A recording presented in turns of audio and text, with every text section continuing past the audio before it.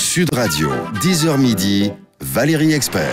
De retour dans le studio de Sud Radio et comme tous les vendredis, je reçois Gérard Collard. Bonjour madame. Bonjour Gérard, libraire à Saint-Maur, La Griffe Noire. Beaucoup de très bonnes choses, très belles choses cette semaine. On va commencer avec un livre, alors c'est un peu galvaudé de dire un livre événement, celui de Philippe Lançon qui s'appelle Le Lambeau, qui est paru chez Gallimard. C'est un livre que moi j'ai lu en un week-end. Philippe Lançon, c'est un journaliste de Charlie Hebdo et de Libération. C'est l'un des rescapés de Charlie Hebdo et il raconte sa longue rééducation après avoir été défiguré, c'est-à-dire il a eu tout le bas du visage arraché et la bouche arrachée par une balle de Kalachnikov des frères Kouachi. C'est absolument abominable et là on ressent toute la souffrance. Moi je dis que c'est un livre que toutes les familles devraient avoir parce que quand dans quelques années les enfants, les petits-enfants demanderont ce que c'était que cet attentat, je crois que là on ressentira parce que il a eu, mais psychiquement et psychologiquement, sa reconstruction, quand il essaye de revivre, on se reconnaît tous un peu. Puis il y a des scènes absolument incroyables, quoi, je dirais. Et puis, insoutenable, c'est-à-dire qu'il raconte vraiment. Lambeau, c'est vraiment ça. Il est Lambeau au niveau physique, et avec sa souffrance, sa reconstruction. Puis il est Lambeau psychologique, où il essaye aussi de se reconstruire. Et puis c'est un type quand même exceptionnel, c'est-à-dire qu'il n'y a pas de colère. Moi, c'est ce qui m'a. La scène avec son frère, le frère débouche dans sa chambre d'hôpital et lui dit. Tu sais, ils sont morts les deux frères Kouachi. Et alors, il croit que il va être content et en fait, pas du tout parce qu'il n'a pas de haine, apparemment pas de colère et tout. C'est absolument. C'est un livre magnifique, c'est un livre puissant, c'est un livre fort qu'on lit un peu comme par intrusion parce qu'on est vraiment dans quelque chose de très intime, mais qui raconte avec énormément de pudeur ses opérations. Il est resté 2 ans à l'hôpital. Il a eu près d'une vingtaine d'opérations. Quand il parle de l'hôpital, c'est incroyable. Il a une relation aux autres et puis en plus, moi j'ai adoré le début, c'est-à-dire qu'avant, quand il raconte, quand il est au théâtre, qu'il dit je vais faire ça, et puis il y a des scènes abominables quand on voit l'économiste qui est mort près Bernard de lui, Maris, qui est absolument. Parce qu'il n'a pas peur des mots, il dit les choses. Il le dit, mais il le dit, ça ne choque pas, c'est-à-dire que ça trouble, ça émeut et tout, mais c'est pas du tout, c'est pas du voyeurisme, c'est pas du sensationnel, c'est vraiment et pour moi c'est vraiment un monument, hein. C'est-à-dire qu'on a l'habitude de dire que ce sont des livres exceptionnels, mais moi c'est un des livres qui restera c'est un très grand livre, c'est de la littérature en et même temps n'ayez pas peur parce que c'est pas un livre difficile à lire. Mais c'est vraiment qui restera une des bornes de notre histoire et qui restera une référence à mon avis pour savoir ce que c'était que cette époque et ce que les gens ont ressenti. Puis de voir comment la littérature, comment les films, il n'a pas eu de télé, il n'avait pas de radio, donc il a écouté de la musique, il a regardé des westerns, il a lu, donc il y a beaucoup de références littéraires. Oui. C'est un intellectuel aussi, hein, ça sent, mais dans le bon sens du terme, pas mais c'est un livre exceptionnel. Vraiment, on n'emploie pas souvent le mot, enfin ou on l'emploie souvent, mais cette fois-ci, on peut vous dire que c'est un livre à part. Voilà, Philippe Lançon, donc ça s'appelle Le Lambeau et c'est chez Gallimard et on vous le conseille vraiment. Alors dans un registre un petit peu plus léger, pas tant que ça parce que ça s'appelle Peggy Guggenheim. Peggy Guggenheim, le choc de la modernité. C'est chez Taillandier. Et alors cette femme, moi je l'ai. Francine Prose, l'auteur. Ouais, alors c'est partie de ces gens qu'on connaît comme ça de nom, mais qu'on connaît pas du tout, qui ont une sorte de caricature au niveau de l'image, c'est-à-dire celle qui est très vraie, hein, qui a changé notre siècle parce qu'elle a changé la vision de l'art, hein, par rapport à ses découvertes. Alors cette femme, c'est une multimillionnaire, hein, qui est une héritière américaine, alors d'origine allemande, juive, et qui va découvrir des gens, qui va aider des gens comme Picasso, Max Ernst, Duchamp, plein. Hein, donc elle va vraiment, elle a une espèce de femme libre, excentrique, alors sexuellement incroyable. Alors la famille quand même un peu spéciale, c'est-à-dire que ils sont tous un peu consanguins, c'est-à-dire qu'il y a plein de dépressifs, ce qu'on appelait des originaux, des suicidés. Enfin, elle a quand même en elle, voilà, une histoire familiale qui est un peu compliquée. Elle est exubérante, elle est touchante, elle est alors puis bon. Pour moi, c'était qui est vraiment, vous dites, c'est pas possible qu'elle ait découvert ça avant tout le monde, quoi. C'était incroyable. Et puis alors, il y a surtout un truc enfin, qui est touchant. Et elle va se prendre ça dans sa tête tout le temps. C'est l'histoire de sa fille qui va. Peggy. Alors il y a le personnage de Max Ernst qui est abominable. Enfin, moi, je trouve abominable. Avec qui elle a vécu. Elle était mariée. Ouais. Et alors, lui, il a joué de la fille de la mère. C'est-à-dire qu'il y a de la... La jalousie, oui. Ouais, il joue au niveau des deux femmes. C'est-à-dire, c'est incroyable. La fille, en plus, la fille, elle avait une nounou, elle va être virée. Les beaux-pères sont immondes avec elle. Enfin, la fille est très, très, très touchante. Et alors, c'est marrant parce que Peggy Guggenheim va essayer de soutenir les dons artistiques de sa fille, qui en avait, mais sans plus, quoi. Et c'est un très, très, très joli livre. Portrait de femme qui est différent de ce qu'on a pu lire jusqu'à maintenant. C'est une auteure américaine. Ouais. Hein, elle est, Et ça remet... c'est autre chose que ce côté de caricature de femme riche qui donne...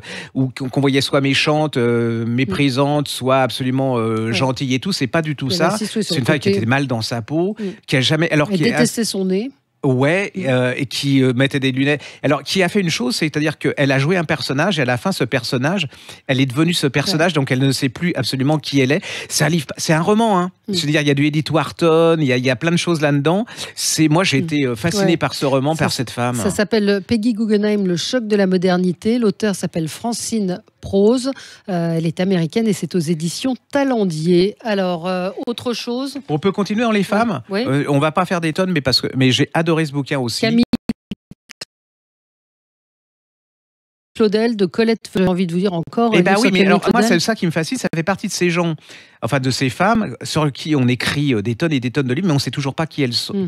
On ne sait pas qui est Camille Claudel. C'est-à-dire qu'elle, alors j'adore cette femme parce qu'elle écrit merveilleusement bien. Colette Felouz, ah oui, c'est merveilleux. Alors, c'est comme Peggy Guggenheim, c'est-à-dire que c'est des gens c'est des femmes qui veulent leur liberté.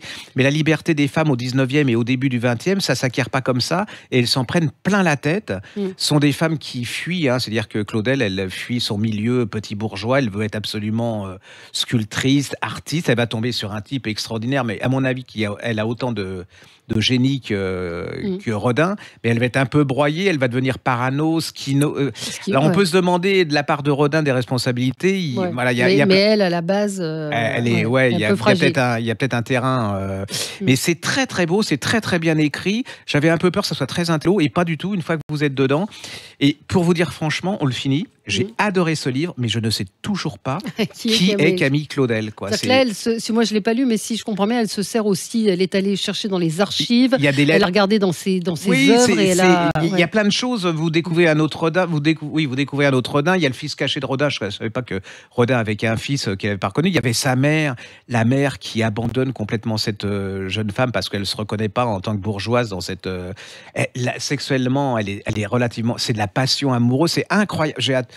Voilà, et c'est merveilleux. Ça vous a plu. Ouais. Alors, toute autre chose, c'est un livre très très drôle qui s'appelle « Ça peut toujours servir » de Guy Medford. Pourquoi avons-nous du mal à jeter? C'est chez Stock.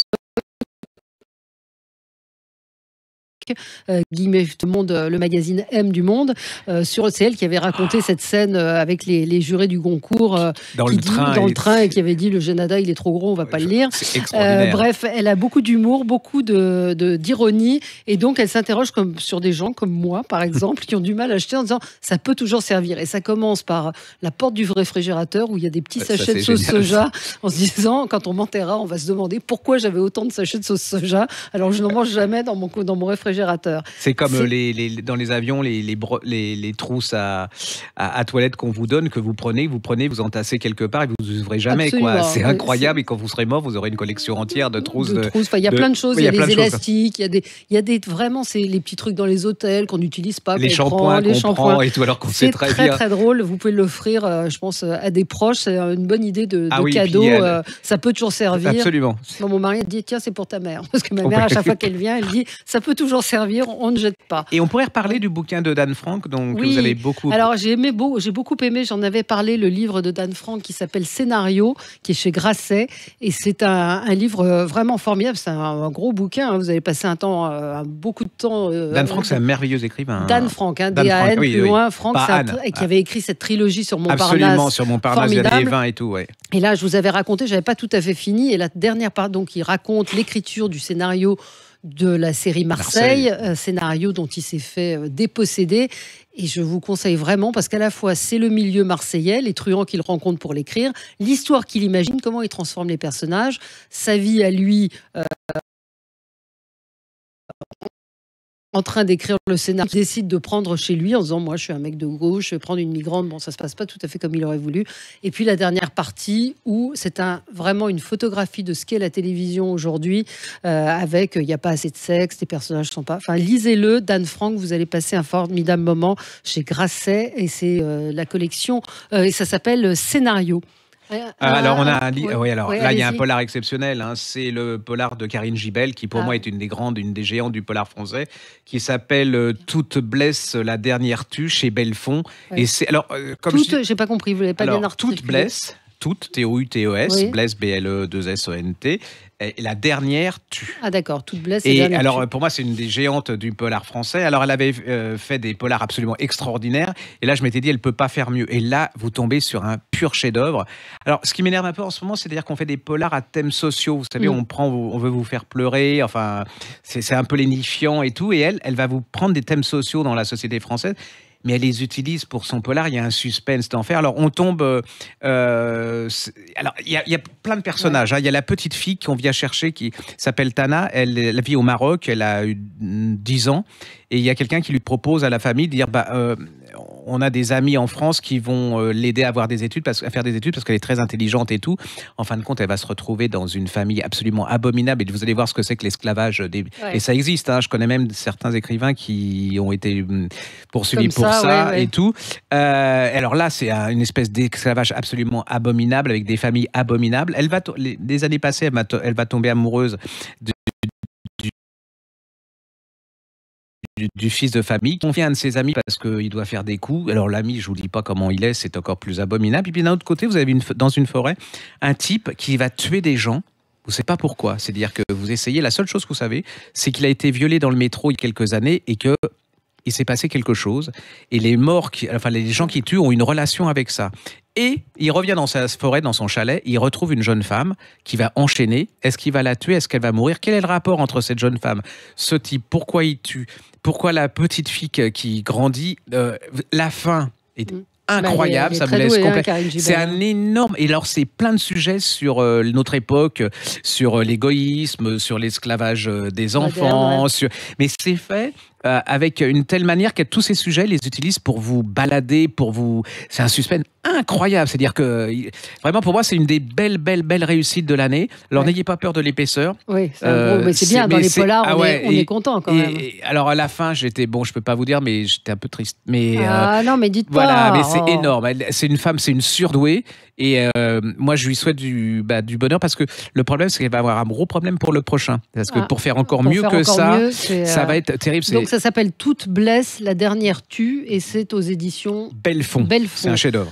Et puis, le livre de l'année, quand même, le livre que j'attendais, c'est le livre... Que tout le monde attendait. Voilà, c'est le dernier livre de Jean-François Piège, Zéro gras, chez J'adore Hachette. ça. Mais quoi? Moi, je vais prendre le bandeau seulement. Oui, vous allez prendre le bandeau. Ouais, non, mais zéro de toute gras. façon, je ne vous le donnerai pas.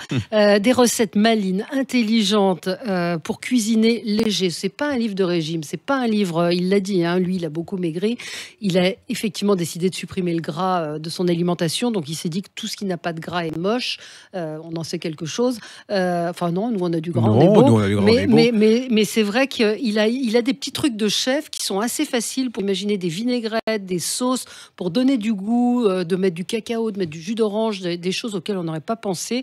Et franchement, si à quelques mois du maillot de bain, quelques jours, oserais-je dire. Oui, non, vous en êtes loin. Ce sera pour l'été prochain, Gérard. Mais moi, je me baigne en tchador, alors donc j'ai résolu le problème. Zéro gras, donc c'est chez Hachette. C'est un livre magnifique, vraiment.